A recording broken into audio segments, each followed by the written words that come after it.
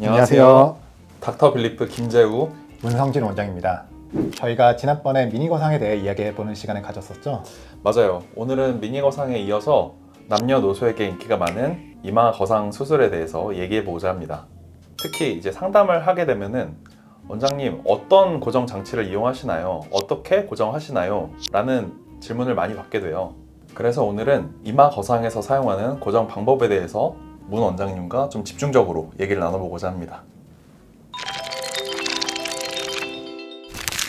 과거에는 두피 안쪽으로 긴 절개선을 내서 진행하는 방식으로 이마 거상술을 시행했었습니다. 절개선이 길다 보니 회복 기간도 길고 절개선을 따라서 탈모가 올 가능성도 높았습니다. 하지만 요즘에는 헤어라인 뒤쪽 1cm 정도 되는 절개창을 몇 개 낸 다음 내시경으로 안쪽을 보면서 진행하는 내시경 이마 거상술이 기본이 되었습니다. 맞습니다.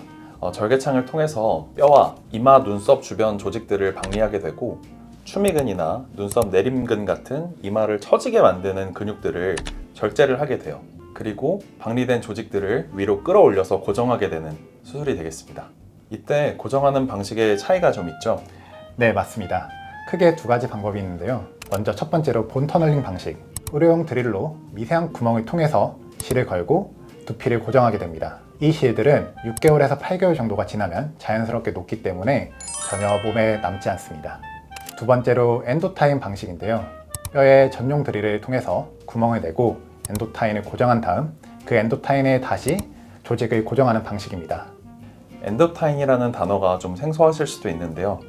삼각형 모양의 장치에 3개 혹은 5개의 돌기가 달려 있어서 그 돌기에 들어 올린 조직을 고정하게 됩니다. 몸 안에 무언가를 넣는 거에 대해서 이제 걱정하시는 분들이 되게 많은데요. 엔도타인은 100% 생체 소재로 만들어져 있기 때문에 삽입하고 나서 6개월, 길게는 1년 정도 내에 전부 다 흡수되게 됩니다. 그래서 안전성 측면에서는 전혀 걱정하실 필요가 없습니다. 그럼 원장님은 어떤 방식을 쓰시는지 구독자 여러분들께 케이스로 좀 설명 부탁드려도 될까요? 일단 엔도타인에 대해서 좀 설명을 드리자면 조직이나 피부가 두꺼운 환자분들 같은 경우에는 초반에 강한 고정력이 필요한 경우가 있어요. 그래서 엔도타인을 주로 쓰곤 합니다. 그럼 문 원장님 생각은 어떠신가요? 네, 저도 거기에 동의합니다. 다만 나이가 들거나 피부가 얇으신 분들은 엔도타인을 사용할 경우 두피에서 엔도타인이 만져지는 것을 불편해하실 수도 있기 때문에 본 터널링 방식이 선호되기도 합니다. 또한 여성분들 중에서 이렇게 2대2 가르마를 타시는 분들도 계시는데요. 그런 경우 가운데 엔도타인을 사용하면 보이기가 쉽기 때문에 그 부분만 본 터널링을 사용하기도 합니다. 아닙니다. 실이나 엔도타인은 말 그대로 고정 방식일 뿐 이마 거상의 최종적인 효과가 이 고정 방식 때문에 나타나는 것은 아닙니다. 우리 피부 밑에는 골막이라고 하는 뼈를 덮고 있는 조직이 있는데 이마 거상 시 뼈에서 분리되었던 이 골막이 리프팅 후에 다시 뼈에 달라붙는 유착 기간 동안만 고정 장치가 유지되면 됩니다. 보통 박리 후 3개월 정도가 지나면 골막이 뼈에 충분히 단단하게 달라붙기 때문에 그 이후에는 고정 장치가 몸에 녹아서 흡수되더라도 이마 거상의 효과가 지속되게 됩니다. 본 터널링이나 엔도타인이나 고정력에 있어서는 차이가 없다라는 게 정설이에요. 이마 거상 효과와 유지력에 대한 거는 어떤 고정 방법을 썼느냐 보다는 조직을 얼마나 잘 박리했느냐에 달려있기 때문이에요.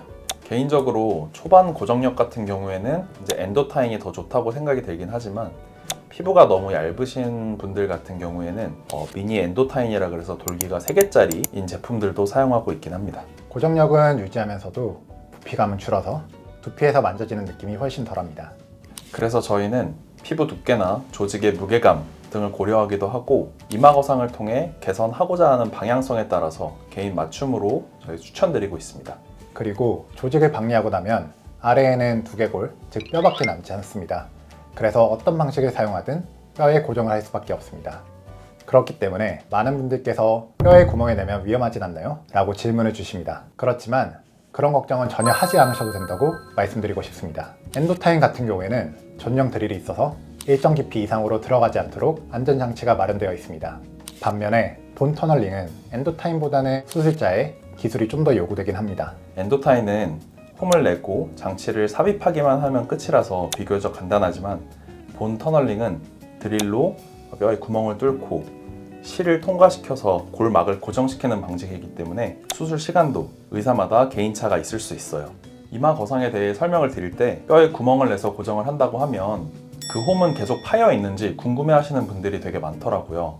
하지만 뼈 조직들은 보통 재생 능력이 있어서 3개월 혹은 6개월만 되더라도 미세한 구멍들은 다른 골 조직들로 채워지게 됩니다. 물론 약간의 흔적은 남을 수 있게 되겠지만 고객님들이 걱정하시는 것처럼 큰 문제는 발생하지 않습니다. 근데 원장님, 엔도타인을 쓰면 탈모가 좀 더 잘 온다는 말이 있는데 그거에 대해서는 어떻게 생각하시나요? 저는 전혀 아니라고 말씀드리고 싶어요. 이마거상 후 탈모는 피부를 너무 무리하게 당길 때 생긴다고 보시면 됩니다. 유지인대가 잘 박리된 상태에서 피부를 자연스럽게 끌어올려 리프팅을 한다면 탈모에 대한 걱정을 하지 않으셔도 됩니다. 박리가 충분히 되지 않은 상태에서 피부만 억지로 잡아당겨서 고정을 하게 된다면 장력 때문에 피부 안에 있는 모근이 손상이 되고 탈모가 생기게 됩니다. 엔도타인이든 본 터널링이든 고정 방식에 따라서 탈모가 생기는 것은 아니라고 말씀드립니다. 대부분 엔도타인 자체의 문제라기보다는 방금 말씀드린 것처럼 피부를 무리하게 당겨서 생기는 문제라고 생각이 됩니다. 굳이 엔도타인과 관련된 부작용을 꼽자면 아마 카피 제품과 관련된 문제가 아닐까 싶습니다. 맞아요. 엔도타인이라는 게 사실 미국 회사에서 제작한 장치의 이름이잖아요. 그러다 보니까 시중에는 카피 제품들이 굉장히 많습니다. 그렇지만 이마 거상에서 쓸 수 있는 제품 중에서 미국 FDA 그리고 한국 식약처에서 승인을 받은 제품은 엔도타인 딱 하나라고 보시면 돼요. 정품 엔도타인과 카피 제품의 차이점을 좀 설명을 드리자면 엔도타인 같은 경우에는 3에서 6개월 동안 흡수되는 정도가 균일하게 유지되는 반면에 카피 제품은 흡수 속도가 균일하지 않아서 유지력에 문제가 발생할 수도 있습니다. 또한 정품 엔도타인은 돌기가 날카로워서 조직을 잘 고정해주는 반면에 카피 제품은 돌기가 날카롭지 않기 때문에 시간이 지남에 따라서 유지력이 좀 떨어질 수도 있습니다. 그래서 저희 빌리프에서는 100% 정품 엔도타인만을 사용하고 있기 때문에 부작용에 대한 걱정은 내려놓으셔도 됩니다. 그리고 엔도타인 박스마다 고유 시리얼 넘버가 있거든요. 그렇기 때문에 수술을 결정하시기 전 꼭 정품 엔도타인 사용 인증을 받은 병원인지 그리고 실제로 정품을 사용하고 있는지 확인해 보시길 바라겠습니다. 지금까지 내시경 이마 거상술 시 사용되는 고정 방식, 본 터널링과 엔도타인에 대해 알아보는 시간을 가졌었는데요. 각 방식마다 장단점이 달라서 이 자리에서 어느 하나만 꼽아서 추천드리기는 어려운 것 같습니다. 네, 맞습니다. 사람들마다 노화의 정도나 조직의 특성들이 다 다르기 때문에 한 가지 방식이 무조건 더 효과적이라고 말씀드릴 수는 없어요.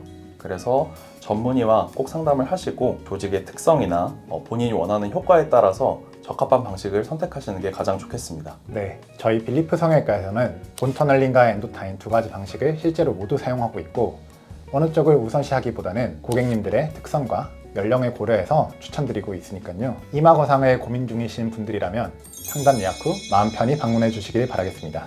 지금까지 닥터 빌리프 김재우 문성진 원장이었습니다. 감사합니다.